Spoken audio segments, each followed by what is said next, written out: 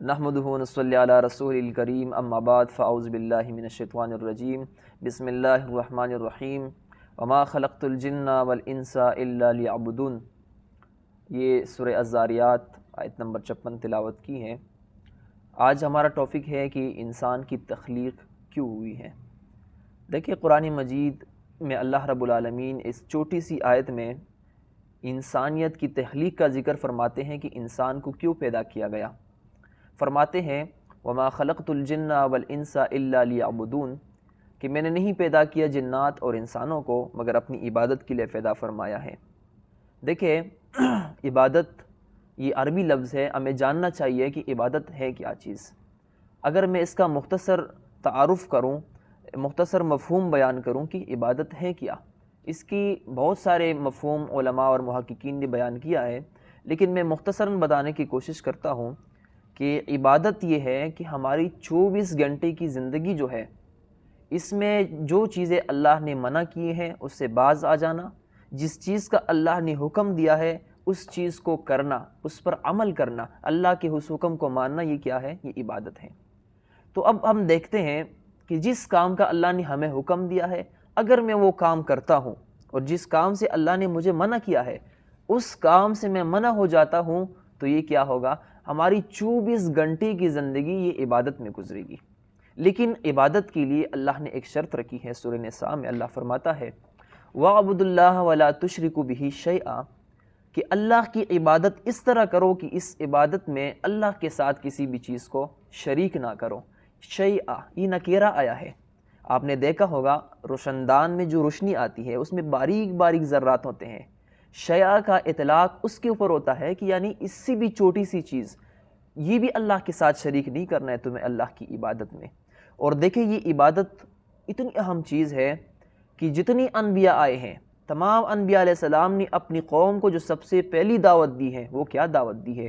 قرآن مجید کا اگر ہم مطالعہ کریں، ہر صورت میں اللہ نے بیان کیا ہے۔ فرمایا یا قوم اعبدوا اللہ ما لکم من الہ غیرہ، اے میری قوم صرف ایک اللہ کی عبادت کرو، صرف ایک اللہ کو اپنا الہ تسلیم کر لو، اس اللہ کے سوا تمہارا کوئی دوسرا عبادت کا لائق نہیں ہے۔ یہ تمام انبیاء علیہ السلام کا مشن رہا۔ نوح علیہ السلام سے لے کر نوح علیہ السلام نے 950 سال اپنی قوم کو یہ دعوت دی ہے ان اعبدوا اللہ واتقوہ، اللہ کی عبادت کرو اور اس کی تقوی اختیار کرو، یعنی 950 سال اپنی قوم کو دعوت دی ہے۔ ابراہیم علیہ السلام نے اپنے ابا جان کو یہی دعوت دی تھی، اپنی قوم کو یہ دعوت دی تھی۔ موسیٰ علیہ السلام سب سے پہلے فرعون کے پاس گئے ہیں، اس کے اہل کو، فرعون کو، اپنی قوم کو موسیٰ علیہ السلام نے یہی دعوت دی ہے۔ پھر آخر میں محمد صلی اللہ علیہ وسلم اللہ نے اس کو بھیجا ہے عرب میں، اور محمد صلی اللہ علیہ وسلم اپنی قوم کے سامنے کھڑے ہوئے ہیں۔ محمد صلی اللہ علیہ وسلم بھی اپنی قوم کو یہی دعوت دے رہے ہیں یا ایھا الناس قولوا لا الہ الا اللہ تفلحوا، اے لوگو لا الہ الا اللہ کا اقرار کر لو تم کامیاب ہو جاؤ گے۔ کیا مطلب؟ یعنی صرف اللہ کی عبادت کر لو تم کامیاب ہو جاؤ گے۔ تو عبادت جو ہے یہ بڑی اہم چیز ہے، لیکن عبادت صرف یہ نہیں ہے۔ ہم جو سمجھتے ہیں کہ ہم نے نماز پڑھ لی یہ عبادت ہے، زکوٰۃ دے دی یہ عبادت ہے، حج ادا کر لیا یہ عبادت ہے، عمرہ ادا کر لیا یہ عبادت ہے۔ ہاں، یہ عبادات ہیں، لیکن صرف یہ عبادات نہیں ہے۔ ہماری 24 گھنٹے کی جو زندگی ہے اس میں جس کام کا بھی اللہ نے ہمیں حکم دیا ہے ہم نے وہ کرنا ہوگا، جس کام سے اللہ نے منع کیا ہے اسے ہمیں باز رہنا ہوگا۔ اگر وہ ہم کریں گے تو ہماری زندگی عبادت میں نہیں گزر رہی ہے، ہماری زندگی اللہ کی مخالفت میں پھر گزر رہی ہے۔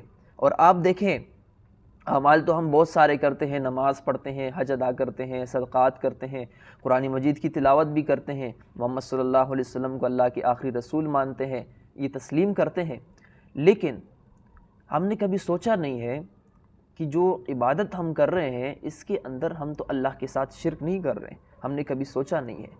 لیکن آج اگر آپ اکثریت کو اٹھا کر دیکھ لیں، اکثریت آج شرک کے اندر ملوث آپ کو نظر آئے گی، شرک کر رہی ہیں ایمان کے بعد۔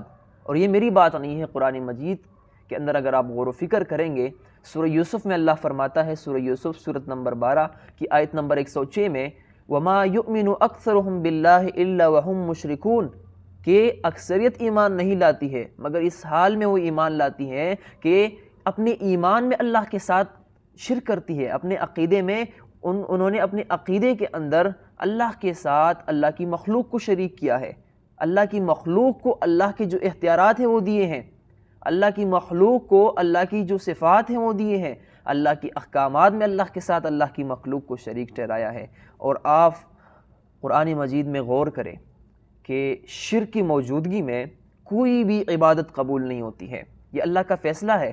سورہ توبہ میں اللہ نے فرمایا ہے اولئک حبطت اعمالہم وفی النار ہم خالدون، کہ ان لوگوں کے اعمال برباد ہیں اور جہنم میں یہ ہمیشہ ہمیشہ رہیں گے۔ اور قرآن مجید کہتا ہے کہ 18 انبیاء کو اللہ نے مخاطب کیا ہے کہ اگر یہ انبیاء بالفرض محال اللہ کے ساتھ شرک کرتے تو ان کی بھی سارے اعمال برباد ہو جاتے۔ اور ایک جگہ اللہ نے اپنے رسول محمد صلی اللہ علیہ وسلم کو مخاطب کیا ہے وَلَئِنْ أَشْرَكْتَ لَيَحْبَطَنَّ عَمَلُكَ، اے نبی اگر تم نے اللہ کے ساتھ شرک کیا تو تمہارے سارے اعمال کیا ہو جائیں گے؟ ضائع ہو جائیں گے، برباد ہو جائیں گے۔ تو معلوم ہوتا ہے کہ اللہ اپنے انبیاء کو نہیں چھوڑتا ہے پھر اگر وہ انبیاء بالفرض محال اللہ کے ساتھ شرک کرے، اگرچہ انبیاء اللہ کے ساتھ شرک نہیں کرتے ہیں۔ یہ ہمیں سمجھانے کے لیے، ہماری تعلیم کے لیے اللہ رب العالمین یہ فرماتا ہے کہ اگر میرے انبیاء بھی اگر میرے ساتھ میری مخلوق کو شریک ٹھہرائیں گے تو ان کی بھی سارے اعمال برباد ہو جائیں گے۔ کیسے؟ اگر مثال کے طور پر آج کی اس دنیا میں ہم غور کریں، اگر کسی نے چھوٹا سے چھوٹا اس نے شرک کیا ہے، اگر اس نے مکان بنایا اور مکان کے اوپر کالی ہنڈی رکھی ہے اور اس کا یہ عقیدہ ہے کہ اس ہنڈی سے پریشانی دور ہو جاتی ہے، کالا جھنڈا لگایا ہے کہ اس سے بھی پریشانیاں دور ہو جاتی ہیں، مصیبتیں نہیں آتی ہیں، گائے کا سینگ لگایا ہے اس کے اوپر اس کا عقیدہ ہے، یا اس نے رکشہ لیا ہے، گاڑی لی ہے، اس کے نیچے اس نے گندا جوتا لٹکایا ہے اور اس کے اوپر اس کا عقیدہ بن گیا ہے کہ اب مجھے مصیبت نہیں پہنچے گی، اب مجھے تکلیف نہیں پہنچے گی، تو یہ کیا ہو گیا؟ یہ اللہ کے ساتھ شرک ہو گیا، کہ ان کی مصیبت دینے والا، پریشانی دور کرنے والا یہ صرف اللہ کی ذات ہے، اس صفت میں اللہ کے ساتھ کوئی دوسرا شریک نہیں ہے، تو اس نے اللہ کی مخلوق کو اللہ کے ساتھ شریک کیا۔ اب اگر یہ نمازیں پڑھتے ہیں، حج ادا کرتے ہیں، عمرہ کرتے ہیں یا دیگر جتنی بھی عبادات ہیں یہ کرتے ہیں تو ان کے اعمال برباد ہے، کہ ان کی اس کی بنیاد صحیح نہیں ہے۔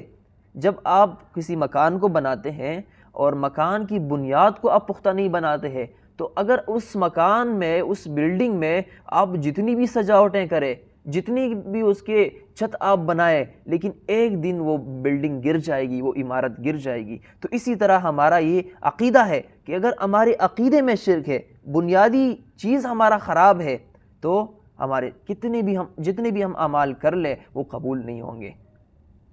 ہم تھوڑا سا اور بھی غور کریں کہ اس دنیا میں اللہ نے جو ہمیں بھیجا ہے، ہمیں اس لیے بھیجا ہے، جو شروع میں نے بتایا، جو اللہ نے آیت نازل فرمائی ہے کہ میں نے نہیں پیدا کیا جنات اور انسانوں کو مگر اپنی عبادت کے لیے پیدا فرمایا ہے۔ اب سورہ ملک میں اللہ فرماتا ہے الذی خلق الموت والحیات لیبلوکم ایکم احسن عملا، کہ اللہ نے اس موت کو، اس زندگی کو اس لیے تخلیق فرمایا ہے کہ وہ آزما سکے کہ تم میں سے کون بہتر عمل کرنے والا ہے۔ تو یہ ہماری تخلیق جو ہوئی ہے یہ بطور امتحان ہوئی ہے، امتحان کے لیے تخلیق ہوئی ہے۔ ہم اس دنیا میں، یہ دار الامتحان ہے، یہاں اللہ ہمارا آزمائش لے رہا ہے۔ آپ غور کریں کہ کتنے شرکیات آج ہماری قوم کر رہی ہیں، کتنی شرکیات کے اندر ہماری قوم ملوث ہو گئی ہے۔